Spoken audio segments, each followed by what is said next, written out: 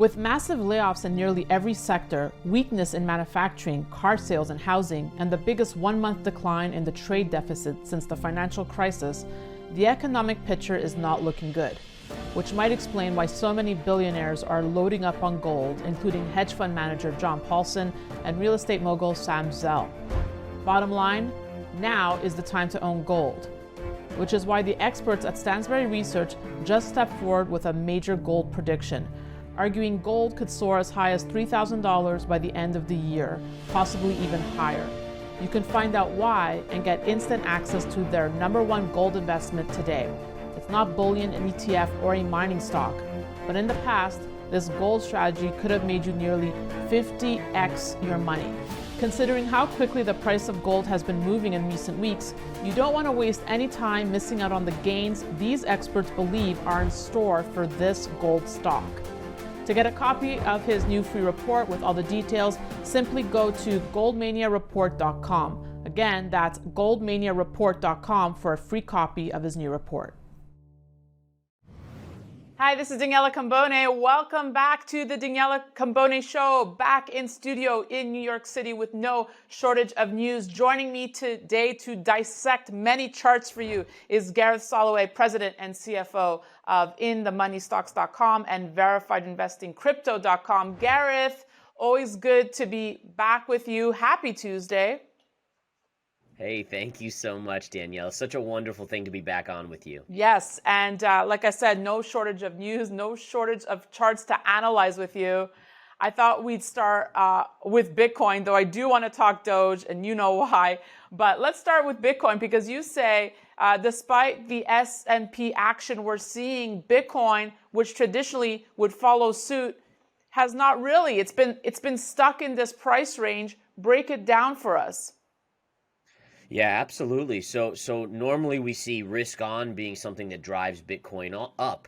But over the last month with the banking crisis, we've actually seen risk off be a positive for Bitcoin. So this kind of a weird thing where Bitcoin, people aren't sure, wait, which one is it? Is it a risk on asset or risk off asset? And right now the price action is telling us it doesn't know, right? I mean, we're even seeing the banks selling off a little bit today, and that's not even driving Bitcoin to the upside. So the biggest thing to do here is look at the chart. And I think the chart really tells us a lot about where Bitcoin is relative to where it could go. So if I zoom out on my chart here, and this is amazing, we're going back to the levels that were the lows during the bull market. And that's where Bitcoin is hovering just underneath. And so if you think about it on a psychological basis, this is like the Great Wall of China. I mean, this is the epic wall of Bitcoin's price action. And so that explains a lot why it's having so much trouble breaking above this $30,000 level. So for me, when I look at this, I stay bearish or a suspect in terms of whether or not the bull market is back on in Bitcoin. I'm still favoring the fact that we're still in a bear market in Bitcoin until we get over 30,000 and hold above it. Because right now, this is the line in the sand. And if Bitcoin can't get through this, it's still bear market central. Right. So talking about bear market, because the last time you were on and other times you've been on, you spoke about 12,000 or lower for Bitcoin. Have you canceled that out? Have you had a change of heart on the bearish front? Yeah, I'd love to say I have, but I haven't yet. And the key is this level, right? So if we did get above 30,000 and we stay there for, let's say, a week or so and establish ourselves back above that level, I think at that point, then I say, okay, listen, we're back above the psychological lows from the bull market of 2021. Now I think the low is in. But as of now, to me, this is a run-of-your-mill bear market rally. If you go back to 2018, 2019, we had periods where we were up 100 to 200% off of the lows in Bitcoin, and yet we still came down and retested that 3,500-ish low. So you can't get too excited yet when the technical level that is the huge wall in Bitcoin hasn't been broken yet. So I'm sticking with 12 to 13,000 and maybe as low as 9,000 as of now. Okay, so look, Gareth, I know I get it. You're a technical guy, right? But if you look at the fundamentals, right, the bank run primarily, would this not build the case for assets like crypto, like gold, of folks now looking for alternatives outside of the system? Does that not build the bull case for you? Yeah, so it absolutely does. But the key is that that doesn't trump fear, it doesn't trump emotion. And so for me, as soon as the banking crisis started, I said to myself, all right, this is exactly why Bitcoin was created. This is the essence of why we need Bitcoin. But again, in the shorter term, when you see panic, like when you go back to the COVID 2020 March period where things were in really a panic central, you saw even gold selling off because during panic, people don't ask questions. They sell, they ask those questions later. And I think that's what we're coming into. We're coming into a period in the equity markets where I think you're going to get a realization there's a recession. I know we'll talk the S&P in a little while, but you're going to get this sell-off in the stock market. My guess is it bleeds into crypto and it creates more selling in crypto to the downside. Okay, if we were to hit the 30,000 for you, which is the key level here for Bitcoin, then where could you see prices headed? Yeah, so if we get above 30,000, and I think this is key, is that a break above for a day or two, that doesn't matter to me. I've seen algorithms that'll do that purposely to stop people out or actually convince people that last little bit of FOMO to jump in on board. Think about the 65,000, which was the early 2021 high, and the 69,000 level where it convinced everyone we were headed to 100,000. But if we stay above there for a significant amount of time, a week or so, then likely that tells us that we are going to head even higher. Your next leg probably has the chance to take us up towards that 35, 40,000 level probably over the next month or so. All right. Moving on now, talking about FOMO, I thought it'd be fun to pull up Doge. We saw the news, Elon Musk changing the logo of Twitter to Doge. It was a promise he had made, and he kept it. We'll see, by the time this video is published, if it's still there, but it definitely bumped Doge 30%. Your thoughts on this play here? Yeah, I mean, it's so tough to know what the heck's going on here. I mean, Elon Musk, again, he loves catering to the crowd, to kind of the smaller investor, the retail crowd. And so on a technical basis, we can see that you actually had this beautiful kind of what we call a wedge pattern. It's a triangle pattern, and we broke above it. But on a technical basis, look at where we went. We went right back to the highs of February of 2023, and that's where price stalled out. So again, I think in terms of this becoming a mainstream asset, the only way that happens is if he really incorporates Doge into Twitter as a form of payment. That could then give it some relevancy. Otherwise, I always sell these type of events because again, I still remember when he came out and he was pumping and he went on Saturday Night Live. That was actually the high of the asset back then. And to me, it's more you sell these type of crazed pumps where everyone's FOMOing in. So do not buy the hype here. Yeah, I wouldn't. It's just, again, it's one of those things you could 2x your money, but you could also go to zero. So for me, when I'm investing hard-earned money, I want probabilities heavily on my side. In this case, there's not probabilities heavily on my side. Okay, let's talk some stocks now. NVIDIA. You want to pull up this chart.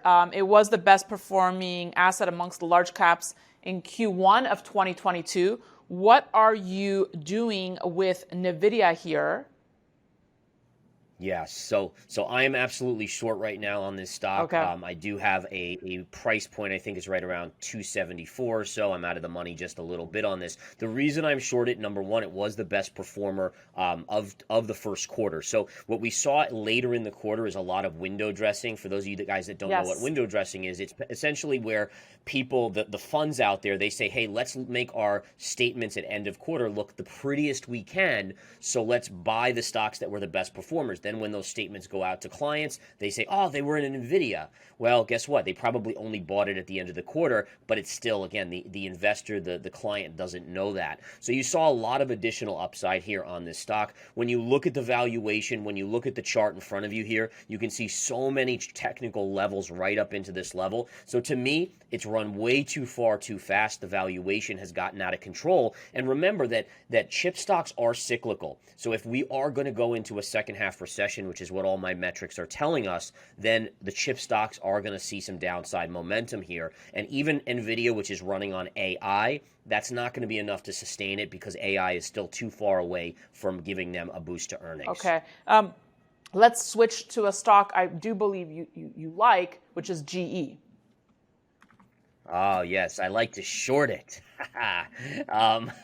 So, yes, this stock, again, a runner of immense proportion. It's had such an amazing move, but take a look at this trend line. And I love when we go into charts, and again, trends are essentially the lines that I draw Yep. where I connect highs and lows, and essentially I become a kid again when you have those like dots on this on a page and you connect them into be different things. But essentially what we take here is the low from March '09 and we connect it to the high here from 2020 and the highs from 2021, and the price is right into that level. In addition, this is the weekly chart, and granted it's only Tuesday, but this candle formation is called a topping tail, and generally that is a signal of distribution. It tells you big money is generally selling price, and price is going to pull back. Now again, longer term this may be a great performer. I'm much more of a short-term trader where I'm looking for moves over the course of 1 week, 2 weeks, maybe a month, and this is telling me it's ready to pull back.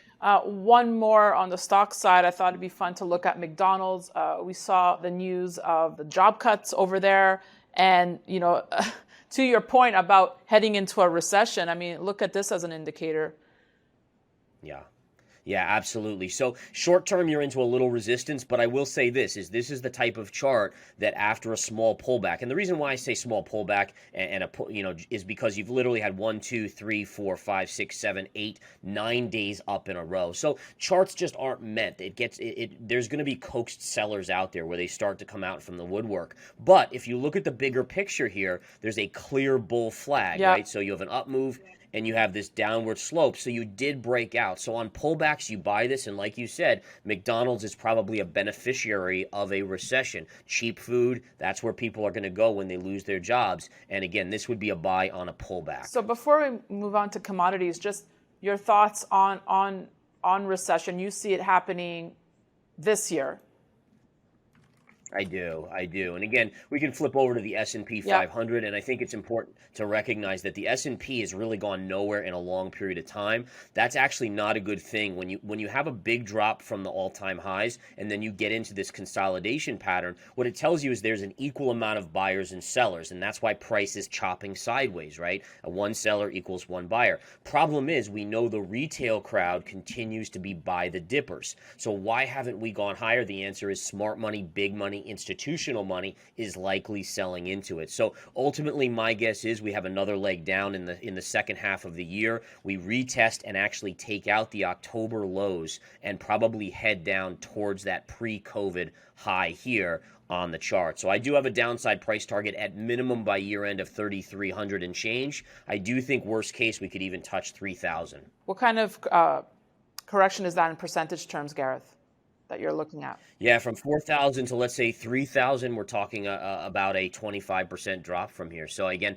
I think the second half is going to be, this is going to be the kicker for the second half, is it's going to be a point where investors finally realize that we are definitely going into a recession and that the Fed can't bail us out by cutting rates aggressively or printing money because inflation is so high. All right, in the past, in the last 10, 15 years, any sort of blip in the screen, case in point, 2018 in December, the markets dropped about 20% in 6 weeks. The Fed started cutting rates immediately. They could do that because inflation was sub 2%. They could do what they did in COVID because inflation was sub 2%. You can't do that with inflation up above 2% or 3%, as I think it's going to stick around. And that's going to be a realization that is scary for the market. It's like a child where the bumper sides get removed. You're now open to get hurt by the reality of the market, and that's going to be pretty scary for the markets. You're going to see a big sell-off when that realization happens. Yeah, let's move on to commodities now. Can't wait to talk to you about gold, obviously. But first, let's talk nat gas here. It's under pressure, major pressure, getting hammered to the downside. Where does it go from here? Yeah, so natural gas is such a tough one here. And again, the price has just been absolutely hammered. I will say, just go on record, I am long natural gas down here. I will add lower if it goes a little lower, so I don't have a full position at this point. But I'm in the metric of saying that it's a commodity, and generally inflation is going to remain high. At these levels, over time, we will go through the excess inventory that we have. And again, I think one of the things that people are missing is that compared to last year, there's 20% more natural gas in storage than there was 1 year ago. In addition, when we were up at the $8, $9 level, there was such fear that Europe was going to have this major issue because of Russia cutting off gas that there were so many funds that went long, they're all in the process of liquidating and selling their position. So that's really putting a lot of pressure on natural gas. Having said that, if you have time to wait it out, $2, sub $2 down here makes a lot of sense. Eventually, producers will cut back, and you'll have natural gas obviously starting to move up as supply diminishes. So again, I think this is a patience trade. Eventually, I think it trades back north of $3. So I think there's a lot of good upside here. You just may have to weather a little bit more storminess in the charts. But I am long natural gas. Okay, let's switch to gold. Having a great day as we're talking here, getting past the 2,000 an ounce level. We saw fresh news that China keeps adding to their gold reserves. I mean, are they helping to fuel the market? Is the window open on gold here, Gareth? Yeah, so and this is, by the way, I remember talking 6 months, a year ago with you, and I talked about how even when the dollar was up 20% and gold was only down, 5% on the year in 2022, how bullish that was, because in a normal market, if the dollar's up 20%, gold should be down 20%. And so it told us there was big money accumulating. There's no bigger money than central banks. Central banks were buying. That was an indicator to buy. We've obviously seen the price action. Now we had this little flag pattern. Look at this beautiful flag and breakout today on the back of what you're mentioning, and also the dollar is getting substantially weaker today as well. We are going to go up and attack this triple top up here at around 2075. You might get a small pullback there, but I still have it priced in that gold is going a lot higher. The momentum trade hasn't even caught up to gold yet, so I think 2,300 by year end is a no-brainer, maybe even higher. But again, I do think that gold is following the playbook of the 1970s, the same chart pattern playing out. In fact, heck, I got to go back and show you guys here. Let's go back that's here. Very interesting to me. So this is, and I've talked about this for the last year, how this is what was going on, where you had the same, like 2018 to 2020 and change. That was this run up, which lasted from 1970 to 1975. Right. We then had this sideways pullback. Even when inflation was going up, you had this pullback in gold. All right, same thing happened over the last 2 years, from 2020 to 2023-ish, early 2023, and then look at what happened afterwards in the late 70s into the early 80s, this meteoric rise in gold. So I think that's the replication. If you look back historically, this is the only period in semi-recent history we have to go off of, and it really tells us that gold could have its moment here. We've been waiting a long time for gold to have its moment. It might soon be here. Do mining stocks take off now, Gareth, from here? Yeah, I do think so. I think, in fact, so 2022 saw the miners actually lagging gold. They were down huge amounts. And the reason why they were down was because you had inflation that was really high, but gold price wasn't keeping up. So they were really suffering. Their input costs essentially were skyrocketing, while what they were getting out was not going up in equal amounts. Now you have a scenario where inflation's coming down, and gold price is actually going up. That's the best scenario for mining stocks. So I think like a GDX, GDXJ, those are going to be the recipients of massive upside, even compared to gold's move. If you don't mind, can you overlay the Bitcoin price and S&P on that gold chart, Gareth? Sure, I can certainly try here. I just want to throw in some Easter eggs for the folks. And Bitcoin. All right, here we go. And let me go back to the daily chart. Let's go back. There we go. So sorry, I got all my lines on here too, but we can see. I mean, so we have this chart here, which is that Bitcoin chart, and you can see how, again, in general, it does follow the gold chart in general here, and then also the S&P chart. So everything's kind of, again, which is weird, right? But in theory, you would see gold going opposite to what the S&P is, but that's not necessarily the case here. Same thing with Bitcoin. Gold and Bitcoin are going relatively together. That's what I was going to say, that Bitcoin is feeling like a gold trade here. Just another chart I think would be interesting, because with so much talk about central bank digital currencies, de-dollarization, we've been covering all this. Can we pull up the USD and see what's your take on where you think the dollar's going, Gareth? I think it's important. Yeah, this is a big one. I'm glad I'm glad you brought Yeah. this one up today because this one has a long-term trend line going back to 2021. And what we can see is if we zoom in on this is you may have just had a breakdown in the dollar. So again, if a breakdown in the dollar comes, number one, that's going to be continue to be very, very good for gold. In theory, it should be good for the stock market, but I would just caution people that there will be a point where a down dollar is actually not a good thing for the U.S. stock market. And that point will be when people know a recession is coming, right? So when we're in the midst of a recession or getting into one, a down dollar actually, in other words, bad news is going to be bad news. Up until now, bad news is good news because it means the Fed hikes less. Right. But eventually, bad news will be bad news. But the bottom line is a down dollar is very good for gold, and generally it's good for Bitcoin as well. Let me ask you this, Gareth, regarding your thesis on recession. If the Fed pivots sooner than later and we ramp up the printing presses again, will that change your outlook on a recession? Or is it just too late? Well, I mean, I think either way it's a little late at this point for kind of to avoid the recession. But I will say this is if somehow they did turn on the printing presses, number one, if they all of a sudden start cutting, I would be scared out of my mind because if that's the case and inflation is still over 2% or even over 3%, then things must really be bad at that point. And number two is it would make me want to buy gold and even Bitcoin even more in those scenarios for a longer term because if the Fed gets pushed to printing money again, then fiat currencies, I mean, it's a even more of a joke than it already is. Okay, so if the Fed were to get pushed to printing money, you'd be all in gold and Bitcoin. Not all in, but yeah, I mean, again, all in relative to proper yes. asset allocation, of course. But yes, yes. I mean.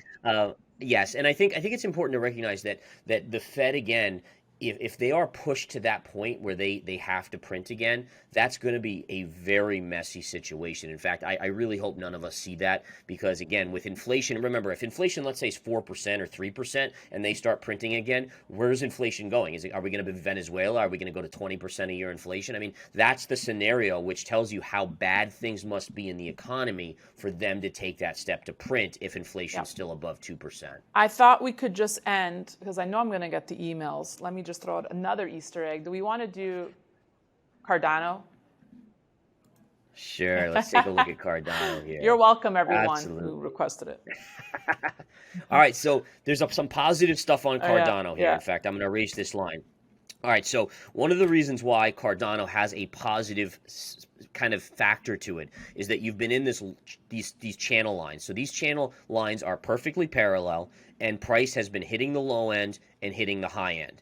And if you look here, you've just gotten above. So as long as we stay above this would be a longer-term breakout on Cardano. And again, doesn't mean it can't kind of go sideways or a little bit lower, but as long as it stays above this line, then you probably look at being longer-term bullish on Cardano with some good upside. Well, there you go. Gareth, what a recap. Thank you so much for joining us this Tuesday. Thank you so much, Danielle. It's always a pleasure. Awesome stuff to talk about. And I forgot to mention, gold was your prediction and forecast for best performing asset in 2023. I know we'll speak again, but still on track for that. Still on track, and Bitcoin's leading it right now, but let's see where we are end of year. There you go. Gareth, come back soon. Great talking with you. You too. Take care. And thanks for watching. We'll have more great content coming your way, so be sure to stay tuned to the Daniela Cambone Show and sign up at danielacambone.com. So great to be back in studio. We'll see you soon.